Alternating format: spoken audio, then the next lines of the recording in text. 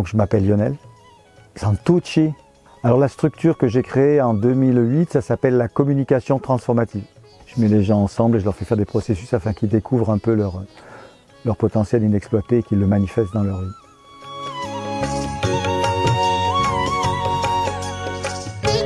Ce livre s'adresse à toutes les personnes qui ont envie de lire ce livre. Et il n'y a pas un public précis, même si à chaque public ça va apporter quelque chose de différent.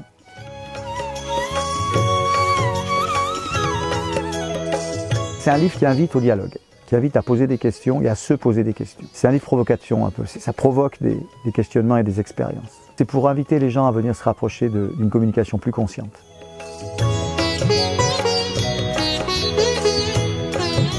La plupart d'entre nous, notre communication est une forme de réaction en fait. Si on regarde cette question que je pose au début du livre, qui vous a appris à communiquer?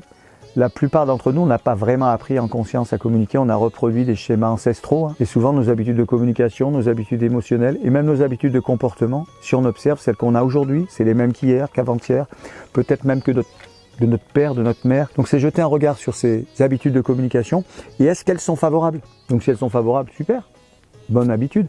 Si elles sont défavorables, alors peut-être essayer d'autres façons de communiquer qui vont générer une autre expérience de vie en fait. C'est vraiment ça, c'est vraiment regarder en conscience, en présence, comment je communique et est-ce que c'est satisfaisant ou pas. La plupart des conflits et des problèmes que nous rencontrons sur cette planète viennent d'une mauvaise communication ou d'une communication réactive, inconsciente.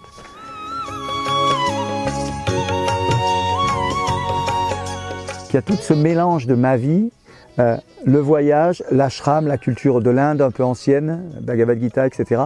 et la communication interpersonnelle qui est plus la psychologie occidentale, même si ça marche dans le monde entier, j'ai fait des stages partout. Il y a quand même cette culture de l'Occident qui est plus dans le développement personnel, je dirais que spirituel, on va plus appeler ça développement personnel, on a un peu peur du mot spirituel. Mais en fait, je montre que les trois se rejoignent, que ce soit la voie du simple de la personne qui voyage autour du monde, la voie de celui qui va profondément, lui, dans l'ashram, avec le yoga, les mantras, etc. et la voie l'intercommunication, en fait, ce qui se passe interpersonnel nous amène pratiquement toutes ces choses nous amènent à une sorte de conscience, notre conscience en fait.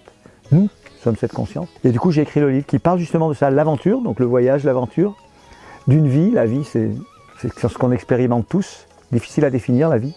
Et conscience, difficile à définir aussi, mais cette conscience, c'est finalement ce qu'on va découvrir de nous-mêmes, de la vie et notre relation avec le reste du monde. Ce livre, il parle de ça, de cette aventure d'une vie consciente, l'aventure d'une personne, d'une vie qui va commencer à prendre conscience de sa relation avec tout ce qui l'entoure et avec lui-même finalement.